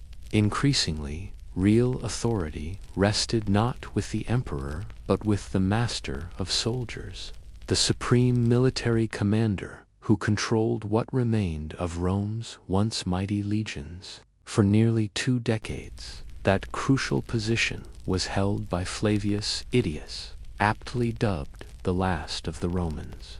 While Idius struggled valiantly to preserve what remained of Roman authority in Gaul, disaster struck in North Africa.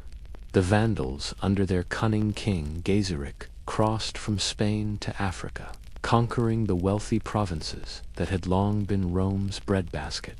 By capturing Carthage, they established a formidable kingdom and constructed a fleet that would dominate the western Mediterranean, strangling Roman commerce. As these Germanic settlements within former imperial territories solidified, the Western Empire confronted its most terrifying adversary, Attila the Hun. Having already devastated the eastern provinces and defeated imperial armies, the Scourge of God turned his ferocious gaze westward, launching a massive invasion of Gaul. In this desperate hour, Idius orchestrated a remarkable coalition of Roman forces and Germanic foederati, including their former enemies, the Visigoths, that confronted the Hunnic juggernaut at the pivotal battle of the Catalonian plains. This desperate last stand halted Attila's seemingly unstoppable advance through Gaul. The following year, Attila invaded Italy itself. Rome appeared doomed until an embassy led by Pope Leo I somehow persuaded the feared Hun to withdraw, while later Christian accounts would attribute this miraculous salvation to divine intervention. More pragmatic factors likely included disease ravaging Attila's army, food shortages in war-torn Italy, and possibly substantial bribes from Constantinople. Attila's unexpected death shortly after this campaign and the subsequent disintegration of Hunnic power granted Rome a momentary reprieve. That same year, however, court intrigue claimed another victim when Emperor Valentinian III ordered the murder of Idius, a catastrophic act of self-sabotage that the emperor would soon regret. Valentinian himself fell to assassins' blades mere months later, killed by Oedipus's loyal supporters and ending the Theodosian dynasty in the West. What followed was a dizzying succession of short-lived emperors, many reduced to mere puppets of powerful military commanders. Among them, Majorian, who ruled briefly, represented the final serious attempt to restore Western Roman power. His ambitious efforts to rebuild the military and reclaim North Africa from the Vandals ended with his defeat and execution, extinguishing the last flicker of hope for genuine imperial recovery. After Majorian's fall, Western emperors controlled little beyond Italy itself, with various Germanic kingdoms establishing effective independence throughout former provinces. In Spain, Suevi dominated the northwest, while Visigoths steadily expanded their territory from their Aquitanian base. In Gaul, Burgundians controlled the southeast, while Franks destined for future greatness gradually increased their influence in the north. Britain, long abandoned by imperial forces, had evolved its own post-Roman society, increasingly transformed by Saxon settlement. By the later 5th century, Western emperors had become irrelevant figureheads to most former provinces. Real power in Italy resided with the kingmaker, Ricimer, and after his death, passed to his successors, Gundobad, and finally, Orestes. Orestes installed his young son Romulus as emperor, though the boy wielded no actual authority in a realm now shrunk to a shadow of its former glory. The final act of this centuries-long drama came when Germanic troops in Italy, primarily from the Syrian and Herulian tribes, demanded permanent land grants, similar to those granted to foederati elsewhere. When Orestes rejected their demands, these battle-hardened warriors rallied behind Odoacer, a Germanic officer in Roman service.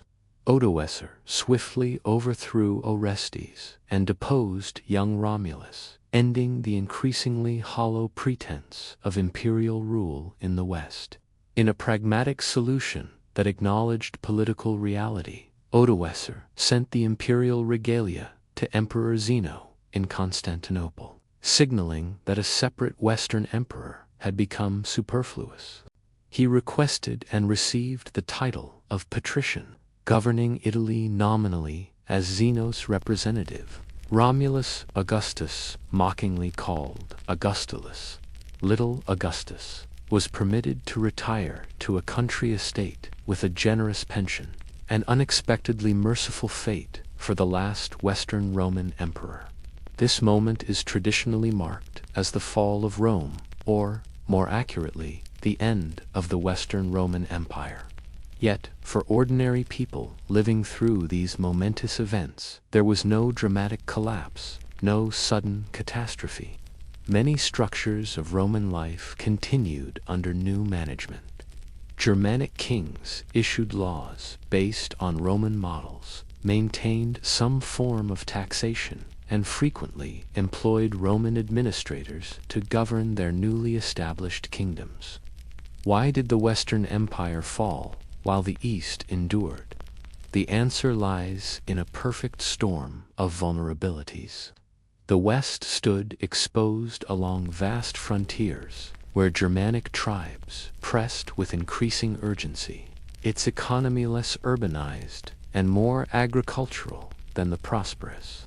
East couldn't sustain the military machine required for defense. When the Vandals seized North Africa and Visigoths claimed parts of Gaul, they didn't just occupy territory, they severed the financial arteries that had nourished the imperial treasury. Meanwhile, the emperor's sacred authority crumbled under the weight of constant usurpations and civil wars. Each new pretender further eroded the mystique of imperial power. The sack of Rome in 410 CE struck a devastating psychological blow, shattering the myth of Rome's invincibility that had endured for 8 centuries. Yet even as imperial administration withered, the soul of Rome persisted. Latin echoed through churches and courts. The Catholic Church, draped in Roman administrative garments, carried forward imperial organizational genius. Water still flowed through ancient aqueducts, and citizens still gathered in forums beneath the shadow of new Germanic lords. The Western Empire died, but Romanists, the essence of being Roman, survived. Meanwhile, in Constantinople, Emperor Zeno and his successors maintained the flame of imperial authority, considering themselves the rightful rulers of a temporarily divided realm, their gaze never leaving the western provinces they hoped to reclaim. In Italy, Odoacer's triumph proved fleeting. Constantinople's Emperor Zeno, recognizing an opportunity, dispatched Theodoric and his Ostrogoths to reclaim the peninsula. After vanquishing and ultimately murdering Odoacer, Theodoric crafted perhaps the most successful fusion of Roman and Germanic elements in the post-imperial landscape. As the Western territories gradually metamorphosed into early medieval kingdoms, Rome's gravitational pull remained irresistible. Germanic warlords turned kings hungered for recognition from Constantinople and coveted Roman titles. The Church, with its bishops operating like provincial governors, steadily filled the administrative vacuum left by retreating imperial power. And far to the east, the Roman Empire, now Greek-speaking and fervently Christian, yet still proudly Roman, continued the imperial tradition established by Augustus and transformed by Constantine. The Western Empire's dissolution marked not a sudden apocalypse, but a crucial inflection point in a centuries-long metamorphosis. The political framework Augustus had engineered 500 years earlier had ultimately failed in the West.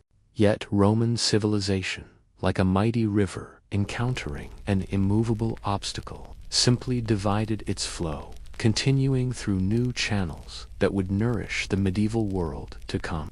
The Byzantine Empire, Eastern Roman Empire, 246 CE, 214-53 CE, as the Western Roman Empire dissolved into the mists of history. Its Eastern counterpart not merely survived, flourished.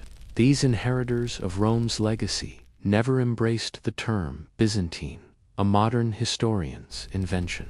Instead, they proudly proclaimed themselves Romans Romaioi in their increasingly Greek tongues, legitimate descendants of Caesar and Constantine. For nearly 1,000 years after Romulus, Augustulus surrendered the Western crown, this Eastern Roman Empire would safeguard and reinvent Rome's magnificent legacy. The twilight of the 5th century presented Emperor Zeno with formidable challenges. Theological disputes over Christ's nature fractured Eastern Christianity, while courtiers from Zeno's rugged Isaurian homeland dominated Constantinople's corridors of power, fueling resentment among the capital's citizens. Yet, unlike the crumbling West, the Eastern Empire stood resolute, its tax collectors efficient, its bureaucracy professional, and its armies disciplined. The fragmenting Western kingdoms could only look eastward with envy. When Anastasius took the throne after Zeno, he provided nearly 3 decades of masterful leadership. His meticulous financial management refilled imperial coffers, while his ambitious Long Walls project shielded Constantinople from landward threats. Though religious controversies simmered throughout his reign, Anastasius maintained a precarious balance of power with Sassanid Persia, the empire's ancient eastern rival. The Eastern Empire reached its zenith with the ascension of Justinian, the firstborn to humble Latin-speaking farmers in the Balkan hinterlands. He wed the extraordinary Theodora, woman whose transformation from controversial actress to imperial consort scandalized traditionalists, but brought a brilliant and determined partner to the imperial throne. Justinian harbored one magnificent obsession: reuniting the sundered halves of the Roman world. To fulfill this grand vision, he unleashed his military genius, Belisarius, against the Vandal kingdom of North Africa. With lightning efficiency, Belisarius swept across the region, restoring the wealthy, grain-producing territories to imperial control.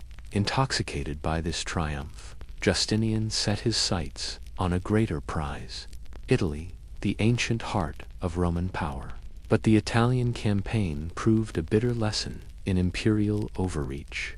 What was envisioned as a swift reconquest descended into a grinding 20-year conflict that left the peninsula devastated. Though imperial banners eventually flew over Ravenna and the last Gothic resistance crumbled, victory came at a staggering cost. Italy, once Rome's glorious homeland, lay economically shattered. Imperial forces secured portions of Spain as well. Yet Justinian's dream of complete Western restoration remained tantalizingly beyond reach. These ambitious military endeavors strained imperial resources, already stretched thin by endless conflict with Persia. Disaster struck when bubonic plague swept through Constantinople, claiming perhaps 2/5 of the city's population before ravaging the Mediterranean basin. This demographic collapse decimated tax revenues and military recruitment, creating financial wounds that would haunt Justinian's successors for generations. Yet, amid these trials, Justinian's reign witnessed achievements of breathtaking magnificence. The soaring church of Hagia Sophia, with its revolutionary dome spanning 108 feet, stands as one of humanity's architectural triumphs. Even more profound in its lasting impact was the Corpus Juris Civilis, comprehensive codification and reform of Roman law that preserved classical legal wisdom for future civilizations. This monumental legal framework would eventually underpin many European legal systems, representing Rome's most enduring gift to the modern world. After Justinian's glorious reign, the empire plunged into troubled waters. His nephew, Justin II, watched helplessly as Lombard invaders carved away Italian territories, while the eastern frontier blazed with Persian conflicts that drained the imperial treasury. Though Tiberius II and Maurus fought valiantly to maintain the empire's defenses, they struggled against the tide of dwindling resources. Maurus's ambitious military reforms, though necessary, ultimately proved his undoing, sparking a mutiny that placed the crown on Phocas, who rewarded his predecessor with a brutal execution. The 7th century unleashed calamities of biblical proportions upon the empire. Under the vengeful Shakasro II, Persian armies swept westward like an unstoppable flood, seizing the wealthy provinces of Syria, Palestine, and Egypt. Jerusalem itself fell to non-Christian hands for the first time in centuries. The true cross, the very wood upon which Christ was said to have been crucified, was carried away in triumph to Ctesiphon. The unthinkable happened as Persian banners fluttered within sight of Constantinople's walls across the narrow Bosporus. Yet, in this darkest hour, when imperial collapse seemed inevitable, destiny raised up a savior worthy of Rome's greatest traditions. Heraclius, having toppled the reviled Phocas, transformed from administrator to warrior, leading from the front in the tradition of Alexander and Caesar. He gambled everything on a bold strategy, striking deep into Persian territory, while Constantinople stood nearly defenseless. Through a series of masterful campaigns that military historians still study today, he shattered Persian armies, secured a comprehensive peace, and brought the true cross back to Jerusalem in triumphant procession. This spectacular revival seemed to herald a new golden age for the Eastern Roman Empire. The ancient Persian threat, Rome's nemesis for centuries, had been decisively humbled. But fate has a cruel sense of timing, even as Heraclius savored his hard-won victory. A storm was gathering in the Arabian desert that would forever alter the Mediterranean world. Inspired by the revelations of the Prophet Muhammad and unified by the dynamic new faith of Islam, Arab warriors burst forth from their peninsula with explosive force. The exhausted Persian Empire crumbled completely before this onslaught, while Roman forces suffered a catastrophic defeat at Yarmouth battle, as consequential as Cannae or Adrianople in Rome's long history. The consequences were devastating. Within a single generation, Syria, Palestine, and Egypt, jewels in Rome's imperial crown for over 6 centuries, slipped forever from imperial control. These weren't merely territorial losses. They were the empire's wealthiest provinces, breadbaskets that had fed Constantinople and provided crucial tax revenues. The psychological impact was equally profound, as holy sites sacred to Christianity now resided under Muslim rule. These seismic shocks transformed the empire into something new, yet still recognizably Roman. The state contracted geographically, consolidating around its Greek-speaking heartlands Constantinople, Western Anatolia, and the Southern Balkans. Latin, the tongue of Augustus and Constantine, finally yielded to Greek in official documents and court ceremonies. Christianity, always central to imperial identity since Constantine, became even more fundamental to the state's self-definition as it faced a powerful rival faith. Modern scholars often mark this transformation as the birth of the Byzantine Empire, though its citizens would have bristled at the term they called themselves Romans until the bitter end. Despite these existential challenges, the empire proved remarkably adaptable. The innovative theme system reorganized provinces into military districts where soldier farmers defended their own lands, creating a cost-effective defense in depth. The mysterious Greek fire, a terrifying incendiary weapon that could burn even on water's surface, gave imperial fleets decisive advantage in naval engagements. When massive Arab armies twice besieged Constantinople itself, the city's massive triple walls and sea defenses held firm. These successful defenses marked a crucial turning point, preserving the empire as Christianity's eastern bulwark and preventing Islamic expansion into much of southeastern Europe. Yet internal strife threatened what external enemies couldn't conquer.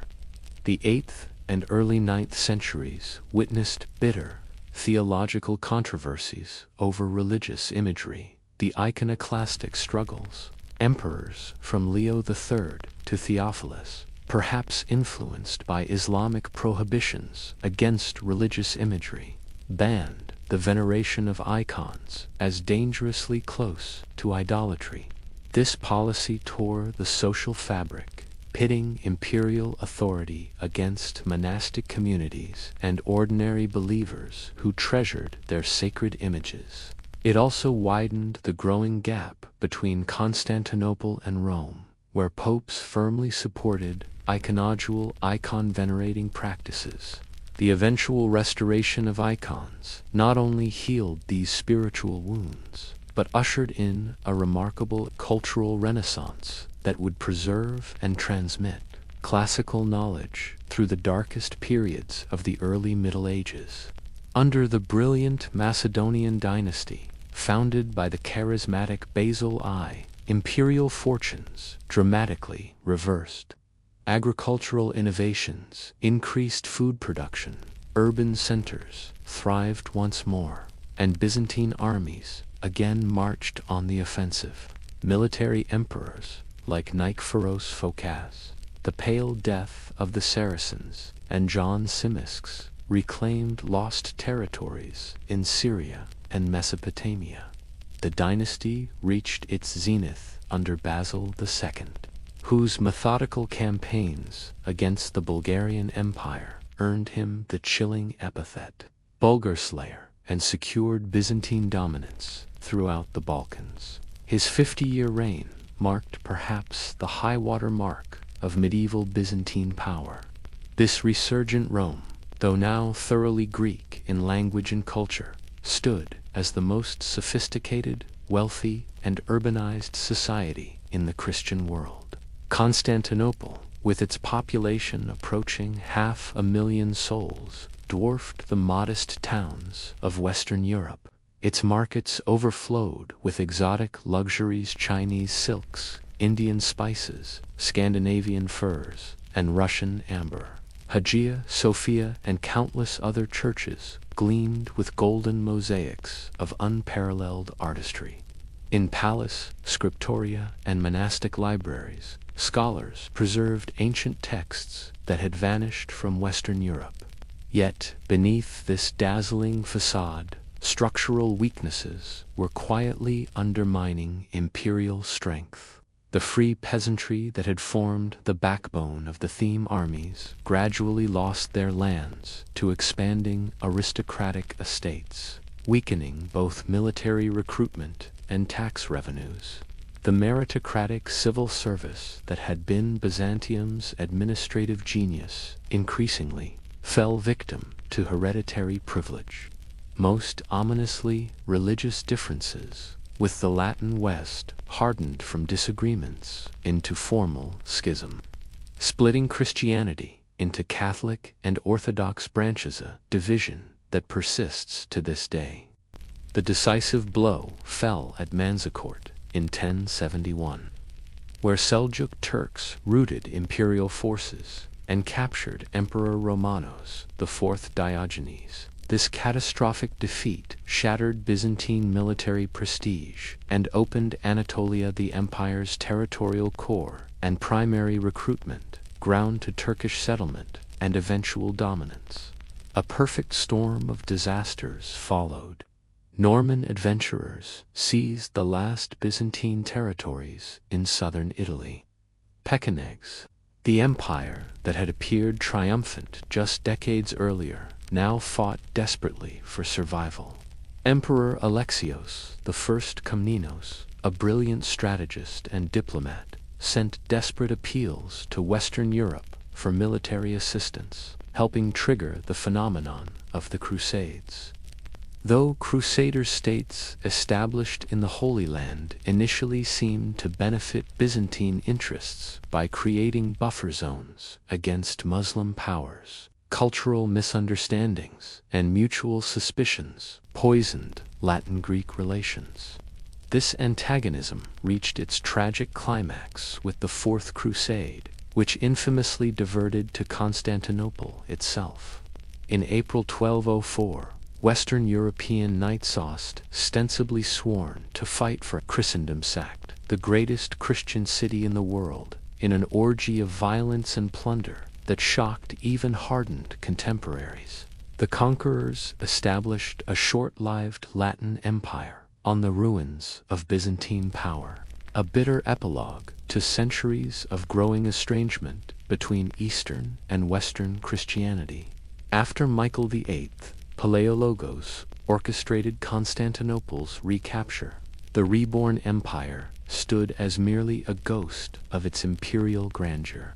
Venice and Genoa's merchant fleets strangled its economic lifeblood, while ambitious Serbian and Bulgarian kingdoms hungrily devoured its Balkan territories. Most ominously, Turkish emirates had claimed the heartland of Anatolia, with the rising Ottoman state emerging as an existential threat. Like a predator stalking wounded prey, Ottoman forces methodically crossed into Europe, drawing their noose ever tighter around the ancient capital. Constantinople's fate hung by an increasingly frayed thread. Emperor Constantine XI's frantic diplomatic missions to secure Western assistance yielded little more than hollow promises. By April 1453, when Sultan Mehmed II's massive army, over 80,000 stronger, arrived at the city gates, Constantine could muster barely 7,000 defenders to man the ancient walls.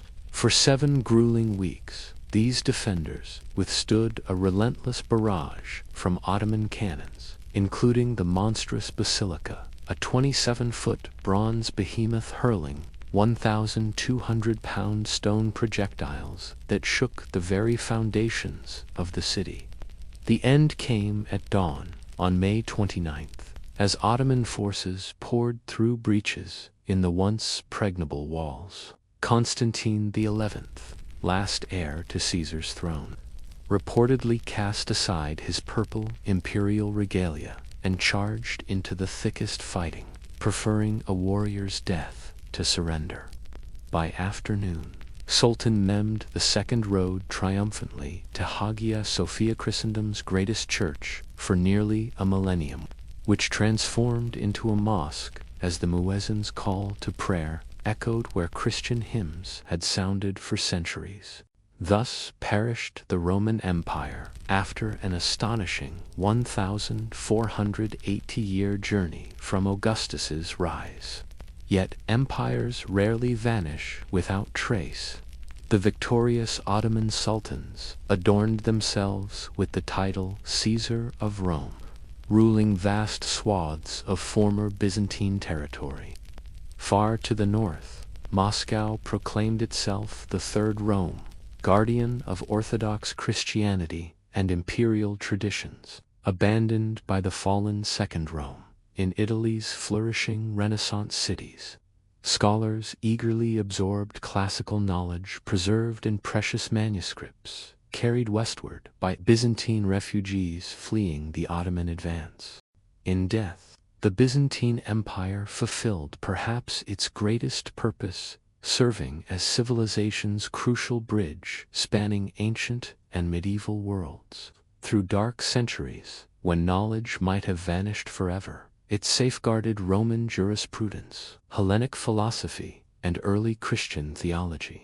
Its sophisticated diplomatic protocols, meticulous bureaucratic systems, and intricate economic networks provided blueprints for governance that influenced societies across continents. The epic narrative that began with Romulus's humble settlement on the Palatine Hill had reached its final chapter. Yet Rome never truly perished. As sleep approaches, envision the whispers of Roman civilization resonating through our legal systems, architectural principles, linguistic heritage, and countless other facets of modern life that would be unrecognizable without Rome's enduring imprint on human history. The legacy of Rome, though Constantinople fell in 1453, and the last emperor who bore Caesar's title perished with it, Rome's spirit never truly died. Its influence flows through the veins of our modern world like an eternal river, touching everything from the laws that govern us to the very words we speak. As sleep beckons, journey with me through the enduring legacy of this remarkable civilization that shaped our world in ways both seen and unseen. At the heart of Rome's gift to humanity stands its revolutionary approach to law and governance. Where earlier societies created simple legal codes, Romans crafted a sophisticated legal tapestry that addressed the intricate needs of their diverse, cosmopolitan empire. The principles we now consider foundational: presumption of innocence, consideration of intent in criminal acts, the separation between civil and criminal matters, all bear the unmistakable imprint of Roman legal genius. When Justinian commissioned his monumental Corpus Juris Civilis, he preserved these legal principles like precious seeds that would later bloom across medieval Europe and beyond. As nations crafted their modern legal systems, they drew deeply from this Roman wellspring. Today's civil law tradition governing continental Europe, Latin America, and portions of Africa and Asia descends directly from Roman jurisprudence. Even England's common law tradition, though developing along its own path, absorbed numerous Roman concepts that shape our legal thinking to this day. The Romans excelled not just in lofty legal theory, but in the practical mechanics of governance. They pioneered innovations we now take for granted: professional civil services, meticulous record-keeping, standardized measurements, regular population counts, and sophisticated taxation. These seemingly mundane achievements created the invisible infrastructure that allowed complex societies to function efficiently across vast territories. Perhaps most profound was Rome's revolutionary concept of citizenship, formal legal status, carrying both privileges and responsibilities. Unlike many ancient states defined by rigid ethnic boundaries, Rome gradually extended citizenship to conquered peoples, creating pathways to integration that sustained their empire for centuries. This model of earned inclusion, though implemented imperfectly, offered an alternative vision of society based on shared values rather than shared ancestry. Rome's linguistic legacy surrounds us in every conversation. Latin, once the humble tongue of farmers along the Tiber, became Western civilization's shared language for over 1,000 years, though no longer spoken as a mother tongue. Latin lives on through its descendants, the Romance languages of Spanish, Portuguese, French, Italian, and Romanian, spoken by nearly 1 billion people worldwide. Even languages not directly descended from Latin bear its unmistakable influence.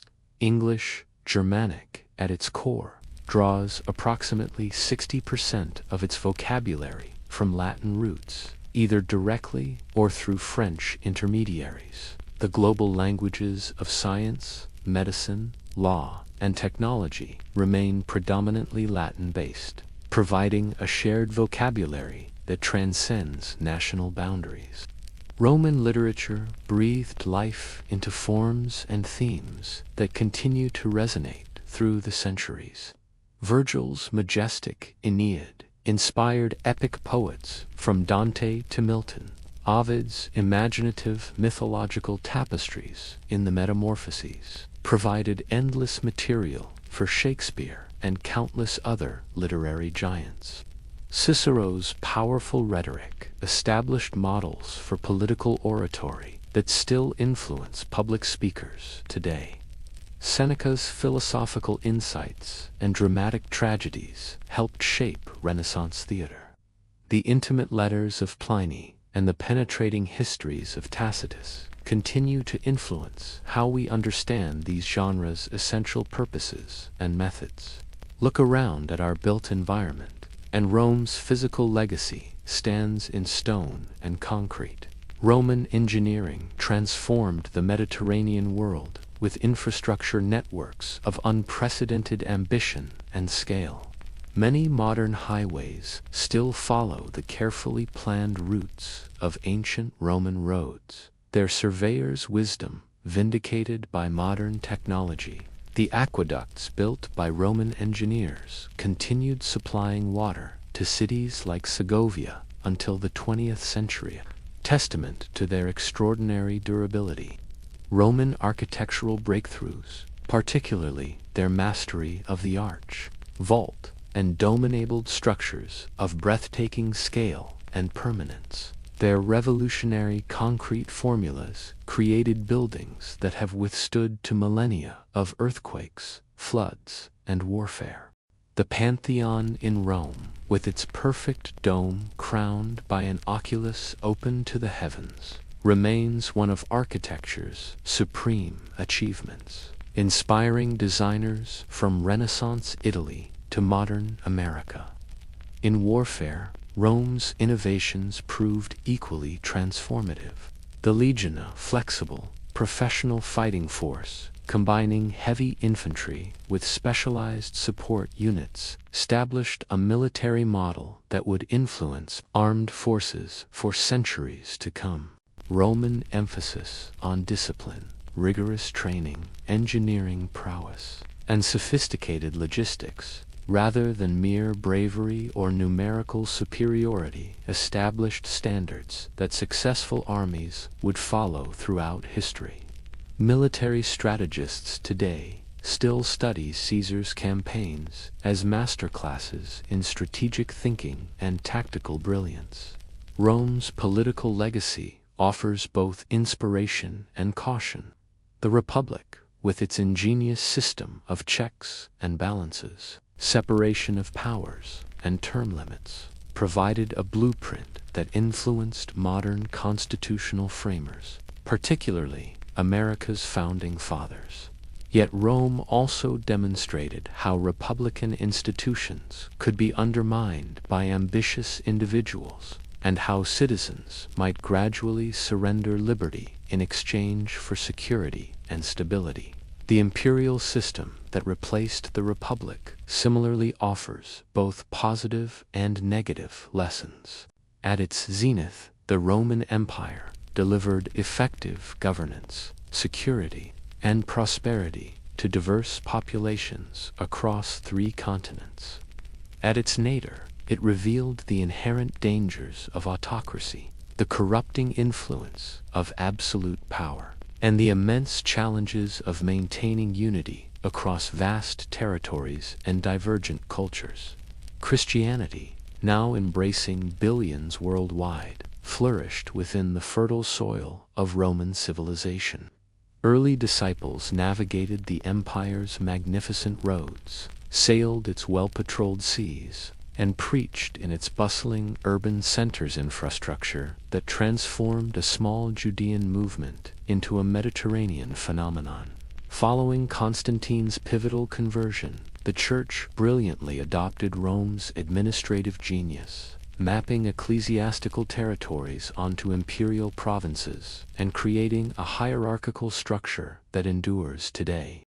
Perhaps most striking, the Pope still bears the ancient title Pontifex Maximus, once proudly worn by Caesar himself, living testament to Rome's religious metamorphosis. The Romans excelled, not merely as creators, but as cultural alchemists, transforming borrowed elements into something transcendent. While embracing Greek artistic canons and philosophical traditions, they preserved and propagated these treasures across continents and centuries. Consider this profound irony. Without Rome's voracious cultural appetite and meticulous preservation efforts, the very Greek civilization that Romans sometimes envied might have faded into historical obscurity, its wisdom lost to time rather than immortalized in our collective consciousness. Long after its legions marched and its senate debated, Rome persisted. Medieval rulers, from Charlemagne to Byzantine emperors, wrapped themselves in Roman legitimacy. Moscow proclaimed itself the Third Rome, inheriting Byzantium's fallen mantle. The Holy Roman Empire sustained Roman imagery for a millennium in Central Europe. Even 20th century tyrants, Hitler's architects designing monumental structures and Mussolini's fascists parading beneath Roman standards, demonstrated Rome's enduring psychological power. However, misappropriated their understanding of its legacy. Rome's most revolutionary gift may have been its cosmopolitan vision, radical concept that diverse peoples could belong to one political community while honoring their distinct traditions. Unlike empires built solely on conquest, Rome offered pathways to citizenship, regardless of ethnicity or birthplace. This unprecedented experiment in multicultural governance, though imperfectly realized, planted seeds for our modern international order. As our own world grapples with nationalism versus globalism, we continue wrestling with Rome's fundamental question: can humanity transcend its tribal instincts to build societies based on shared values rather than shared ancestry? The Roman story reveals both humanity's soaring potential and its darkest impulses. the same civilization that produced Seneca's ethical philosophy, sanctioned slavery's brutal reality. The society that codified principles of justice also normalized gladiatorial bloodshed. The culture that created architectural marvels that have withstood 20 centuries also indulged in spectacular cruelty for entertainment.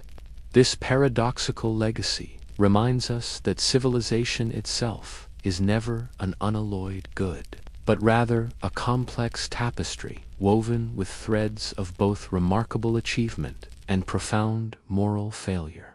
As slumber approaches, imagine our world stripped of Rome's fingerprints, nearly unrecognizable in its absence. The languages on our tongues, the laws in our courts, the buildings sheltering our institutions, the religions shaping our souls, even the calendar marking our days will bear Rome's indelible imprint. From concrete foundations to abstract conceptions of citizenship, from practical aqueducts to philosophical treatises, Rome has fundamentally shaped how we experience and understand our existence.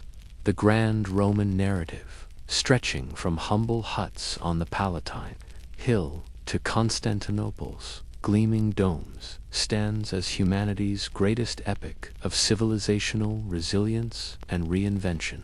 Through catastrophic defeats and stunning triumphs, economic crises and golden ages, the Roman world continually transformed while maintaining its essential character. And though the empire eventually dissolved as a political entity, its essence infused everything that followed, like a mighty river flowing into countless tributaries that continue nourishing distant lands.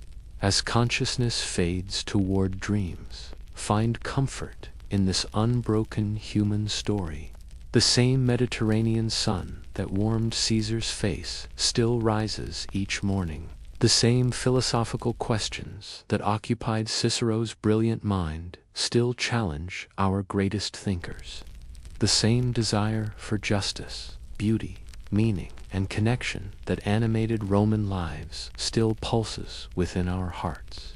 As you drift toward slumber, our journey through Rome's grand legacy comes to a close. Like the empire itself, our story traversed centuries, from mythic beginnings on the Palatine Hill to Constantinople's final moments. Yet, as we've discovered, Rome never truly vanished. Its essence flows through our modern world in countless ways. The laws that protect us, the languages we speak, the buildings that shelter us, and even our fundamental concepts of citizenship and governance, all bear the unmistakable imprint of Roman civilization. This remarkable culture, with both its soaring achievements and profound contradictions, continues to shape how we understand our world. As you surrender to sleep, perhaps you'll dream of ancient forums buzzing with activity, of aqueducts spanning valleys, or of philosophical debates that still echo in our universities. The same questions that occupied Roman minds about justice, beauty, meaning, and our place in the cosmos remain at the heart of our human experience. Rest well, knowing you're part of this unbroken human story. The same stars that guided Roman ships still shine above, and the same human spirit that built an empire continues to inspire our greatest endeavors. Until our next historical journey, Dormite Bena, sleep well.